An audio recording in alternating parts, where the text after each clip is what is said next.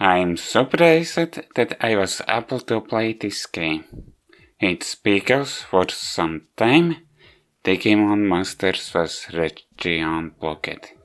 Because I guess it didn't comply with EU regulations or something like that.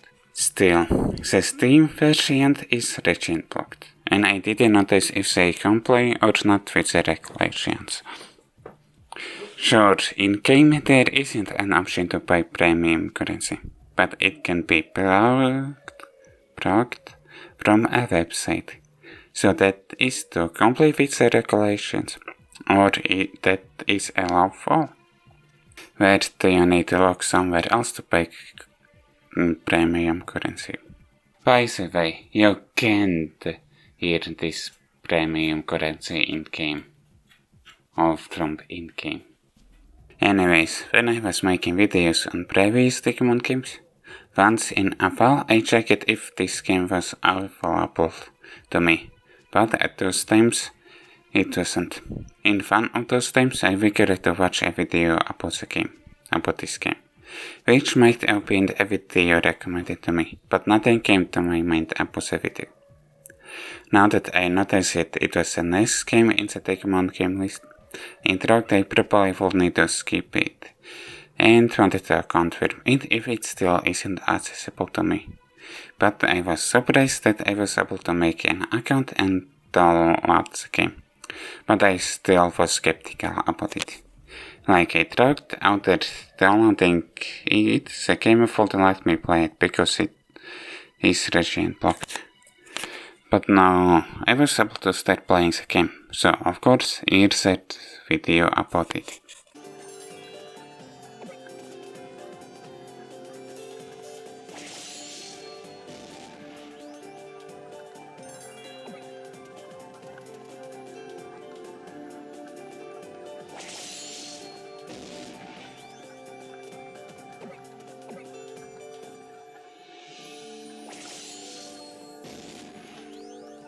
Digimon Masters is a free-to-play, massive multiplayer game, which was developed by Move Games, who also published it only in South Korea. JMax was an English version published from 2011 to 2016, and from 2016 to this game, Game King is an English release publisher. And with this game house Game Pro Game Engine from 2009 to 2022, and from 2022 it is hosting Unity. Now, here I will say stuff about the story, and it could vary by how much I would say if it will be in separate chapter or not, and what I previously said would have been in the intro, if that will be the truth. Like, I don't know what the story is in game, or basically it doesn't have any story, but it is text to read it if you want to read it. Of course you could say the first main quest is the premise of the game, but I am not sure about it, and of course different quest lines have different premises. But that's not all. Cutscenes in air quotes in random plays out even if you don't have a quest active. I say cutscenes in air quotes because it's a visual novel textbook style to read, and probably they can be triggered in the wrong order. So it's mainly played for its gameplay, and maybe role playing to some degree, as Digimon Master. Only the gameplay gets repetitive really fast. Basically it's like any other MMORPG as far as I know, but playing as two characters at the same time, Tamer and the Digimon. Like it also has a quest system from which you can level up your character and Digimon, which basically are just fetch quests, like fighting specific enemies, like getting enough items that won't show up all the time by fighting enemies, talking to specific NPC, even email only talking to the same NPC under the text but closes. Like, why those kind of quests couldn't be in one textbook, but with multiple pages in the textbook. There was a quest about comparing an item to an NPC, but I didn't know how to do it because the game didn't explain it. And the game let me delete the quest item from the inventory. It seemed it was an uncompletable quest. Okay, to know if uncompletable is important. It only explained that I needed to compare the item with NPCs, but it didn't explain how I can do that. And probably there are some different kind of quests in the game that I didn't experience. About quests where you need to get items which don't appear all the time. After completing what I thought were tutorial quests, well, there was some tutorial file doing them, or at least tips on screen. And the game didn't count when I did attacks when I defeated enemy. Then I noticed that I was under-leveled for the quest. So thinking is because of that, then I noticed the game allowed me to give up on mind quest. It seemed there was a difficulty spike after the tutorial. Then while doing other quests, then I understood it was items. It was item quests from which you sometimes get quest items. It's thanks to attempting to collect 100 for his last side quest. I wouldn't mind doing it if I would need to get only 10 forestas or if forestas wouldn't spawn, so really why collecting item that allows chance to spawn, you need to collect 100 of the item which allow spawn change. Thankfully, it is only a side quest. Then again, even if quests are categorized as different things, there isn't a one main quest to do at the same time. In different locations, there are different main quests to do at the same time. And because it's an MMO game, of course there are daily and weekly quests, but which you need to accept from NPCs. So you need to find NPCs to do those quests. So because when it seemed the quest item had allowed change to spawn, then I gave up on those kind of quests. But even then I did some of those kind of quests after doing that. Also when doing quests where you need to find against Digimon, you need to find against specific Digimon. Like, there are some Digimon that counts as leaders. If quest says you need to find leader Digimon, then you can only fight them. But if it doesn't say leader, then you can't fight leader Digimon to complete the quest. However, there are some exceptions. Now combat. It's most likely like any other MMORPG, where basic attack is automatically done by the character, but this time it's done by Digimon. And you can use the option to use Digimon skills either is when you control a timer or a Digimon. Yes, you can choose if you want to or not to control the movement of a Digimon. Of course, you have timer commands like make a Digimon follow you, fight, switch to different Digimon and other commands. However, it seems you can target only one Digimon to attack whilst they can count on you. As in, multiple Digimon damage your Digimon, while your Digimon can attack only one Digimon. Because it is a Digimon game, then of course there are Digivolutions. Only given how much my Digimon experience get while doing tutorial, Digivolution stage basically were skipped, so even a Digivolutions feature is just an annoyance. When they looking in the game, the Digimon expect to Rocky form, and there is only one Digivolutions line for each Digimon.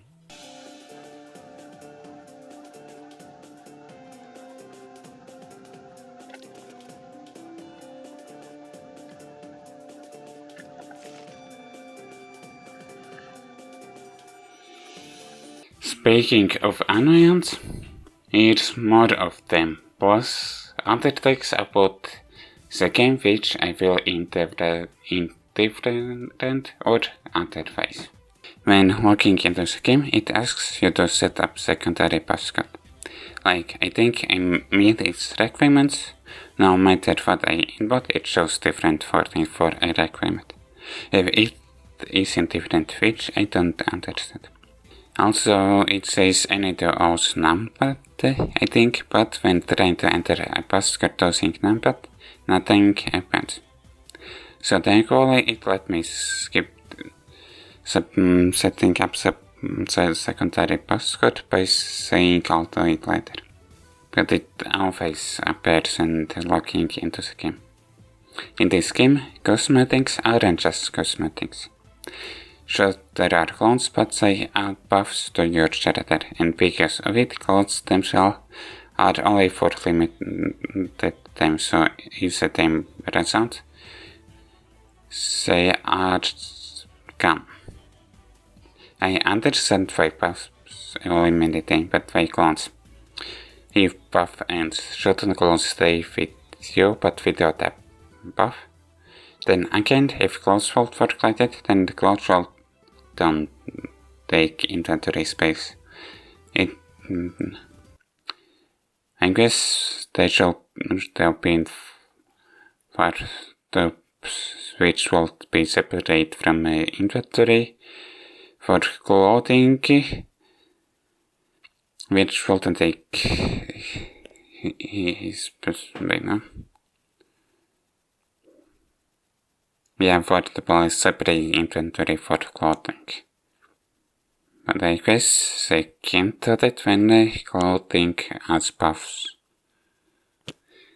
But I can, like I before said, just remove the buff and then and those clothing can be put in for top or still let buff end while clothes are invertible, but when buff ends, clothes stays either on her or invertible. Thankfully, I enjoyed something from the feature from clothes studies. Speaking about inventory, you have limited space at the start of the game, which thankfully can increase, but it might be there won't be enough space inventory even if you unlock all of it. Thankfully there is a fair as for storage, but which also is limited space. However, there isn't an auto-sorting feature. You can only manually sort items, and you need to use items one by one if you are using upgrading something, items like inventory or other stuff. When closing the game either from the data screen or from in-game, the game crashes for me. There are some quests for which I and/or my Digimon are over-leveled. For the quest, the Digimon still can deal significant damage to the enemy. What do you mean I'm not powerful enough if I'm over-leveled for the quest? Or my Digimon are over-leveled for the quest? And no, that wasn't a multiple player quest. I saw only 2 NPCs offering those kind of quests. Only one was recommended as a 4-player quest and other 2 is 8-player quests. What kind of difficulty spike is that? When it says I'm over-leveled for the recommended level. The game allows you to accept quests where you need to go where you can't access, like to a dungeons which are locked to you. Dungeons are, I guess, places where you can challenge yourself. So the game says what to do to unlock them, but it doesn't say where and which NPC I should talk to. With it, I found out NPC and player searching up beyond counts NPCs as players. When logging for the first time, you only have 4 or 5 characters that are from that squad/play servers available to you to choose from, and then the same amount of Digimon also which are only from that squad/servers. but the game shows what you can unlock. It appears I think your only option to get characters is by buying them, using your real high money, but thankfully I was wrong. In Rogue, I unlocked the character for when starting a no-play Rogue, but the character still was locked when I had characters unlock item. It became a different item, but which I didn't use. Because when using it, you will be locked to the characters and you need to previous character item to change back into it. If you start a new playthrough, then you can't delete it for a week. I created a new character to see what will happen if skipping the draw. Seems you will still need to do the same quests without quest tips. If a Digimon is fighting against a different player, then also the player is hitting back to Digimon, then you can't fight the Digimon. Under stable 5, but then it slows down your quest completion on time. Especially in a place where there are a fair amount of those Digimons at the same time. There are items with which you can summon enemies. Some you can't do everywhere for other, it's only in a specific locations. If the leader Digimon is aggro on a different player, and if that player is fleeing, you can fight against that Digimon. Later an agger Digimons attack first when they see a player. While doing a tutorial or what I tracked as tutorial, leveling up seemed to happen fast. Or it was fast leveling, when my Digimon skipped the evolution stage. But reaching Digimon level 98 from 97 takes ages. Like the quests so that I advanced gave a small percent of the level, like less than 1%. And quests which would give me more experience are in areas where my Digimon needs to level 99, or I need to elevate their in-game currency, which is... I don't think landing 100 forestas quest will be worth it. Maybe it can work as a challenge for streaming. Well, sure, more or less this is about when playing MMO as a solo player. Because I thought I won't be continue playing it after making the video. Then I didn't bother to play it together with other people. But because it's an MMO, then maybe I should have done it or interacted with other players in different ways. But with problems it is, then I don't think I experience the game with other players. Well, at least using my correct laptop, I don't think I'll continue not playing it. Because of this game there's little storage left for the laptop. Then again, maybe I should have been playing on an unofficial private server, but it wouldn't be an accurate review of official game, in whatever way I make reviews. With little sessions about private servers, I couldn't find out to join them. Maybe I'll join them when I have a new computer or laptop. If private servers will still be around at that point, from what I have heard about Game King and or more games are trying to shut down private servers.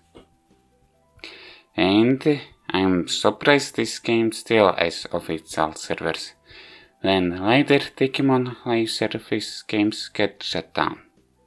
I assume those games had less predatory monetizations than this game.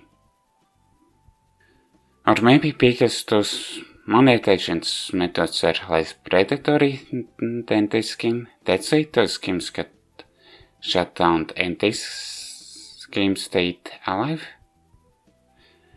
but that's only speculations from me. I hope you enjoyed this video, and if you did, like the video, subscribe and comment. See you next time.